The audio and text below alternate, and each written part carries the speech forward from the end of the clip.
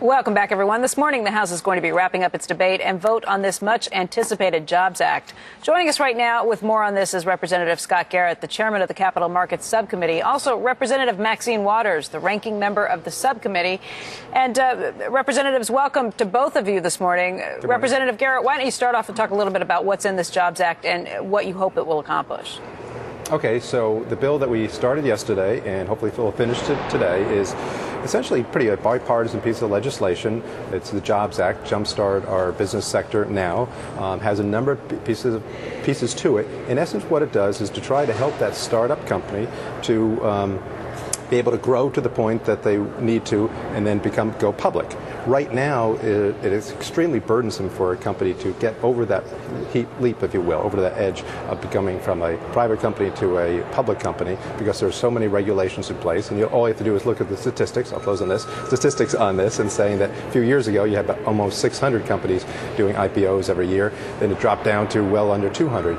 That's all because of regulations and impediments, what have you. We tried to get together on this to see how can we do it in a way to encourage these companies to go public, which creates more jobs, hence the Jobs Act.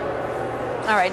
Representative Waters, this is something that the White House has said has some real opportunity. They've also gotten Steve Case to sign off on it. Mr. Case, of course, is the former AOL founder who is now heading up a panel for the president. What do you think about this plan? Well, I think it's good. As you know, it's bipartisan. There are some things that worry me a bit, and I tried to make an amendment or so in order to make sure that we could protect our investors. But the whole idea of job creation and capital formation is something we're all focused on. We want to create jobs. We want to stimulate this economy. And so the bills include crowdfunding and ways that IPOs can start up without certain regulations, just registering with the SEC. These are ideas that we've all decided to move forward with, even if we have a few reservations about them. And I hope the Senate will join with us and have to close a few of the loopholes, like I've been focused on making sure that there is the proper separation for research with the IPO startups and from those who are underwriting for the IPO. So I think that we've come together around some good ideas, and I think it will help this economy.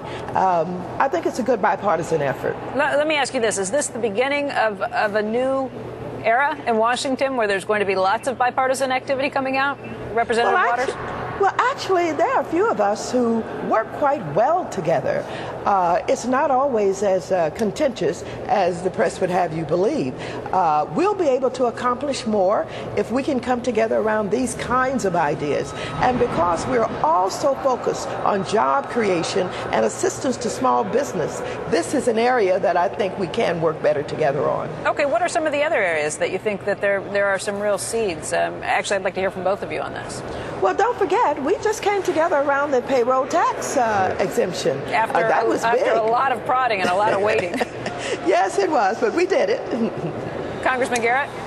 Well, first of all, within our committee and our subcommittee, I think we work fairly well together. We're 14 months into this term right now, and we moved a number of different bills that we've had general agreement on. As Maxine says, there's some areas around the edge that you're not going to have unanimous consent on, but we're able to move those bills through the subcommittee, through the full committee, and go on further.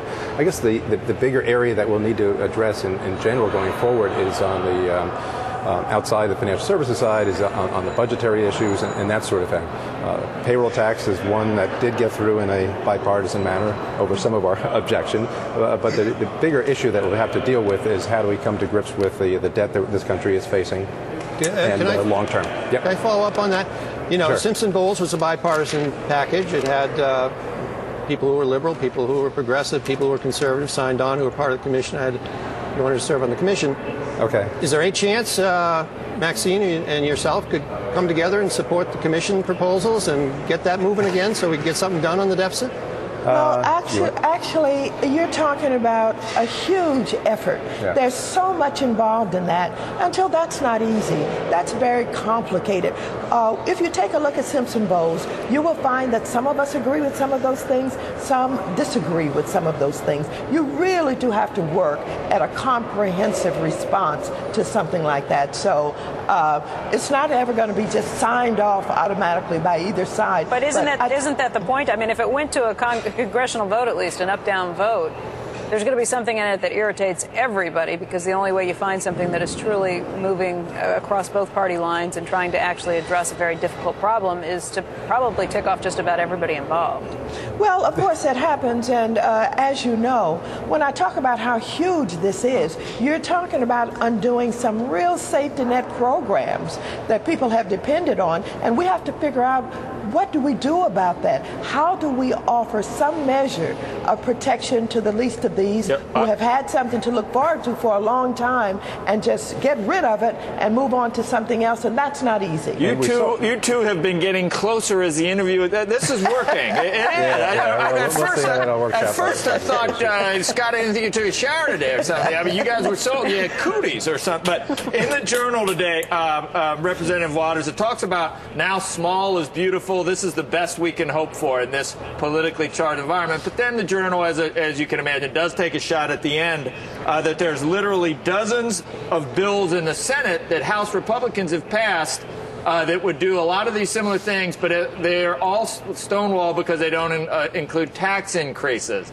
Is that part of the problem, too? I'd like an answer from either Maxine or Scott. I'll just chime in there first. I think that is part of the problem. That goes back to the your first question on this, and you saw this actually in the super committee, right? Because the super committee tried to address these issues, and the Republicans on that committee actually went beyond anybody's anticipation on this and said, okay, Republicans in the super committee at least, were willing to concede on the issue of taxes to the tune of $250 or $350 billion if we get the level, and try to reach an accommodation over in the Senate, and the Senate would not be agreeable. The Senate failed to even come to the table, if you will, on the issue of entitlements and what have you. The super committee was saying, we'll give on this hand if you would help out on here, and they never came out with any specific plan on entitlements, which is what we ultimately need to do in order to get our fiscal house in order, or ultimately need to do in order to get to a balanced budget someday, hopefully sooner rather than later. Any comments, Congressman Waters, or Congresswoman Waters, I'm sorry?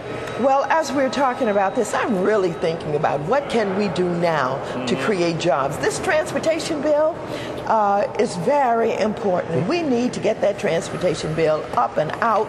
It will create millions of jobs. And we've never had this kind of problem before. Always, some difficulty, but we come together and we make sure that we take care of our highways and byways, and we want the transportation bill. And if you take a look at what's in the president's jobs bill, you will see that there's some real opportunities to create jobs dealing with the infrastructure, repairing our schools, constructing new schools and the highways, etc. So we have to keep moving to see if there's anything we should come together on.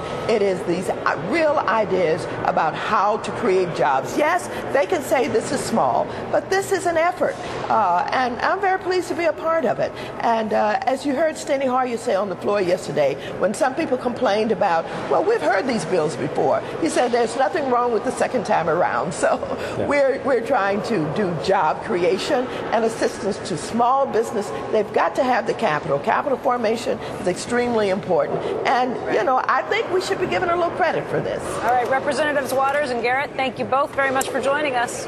Good to be with you. Thank you. You too.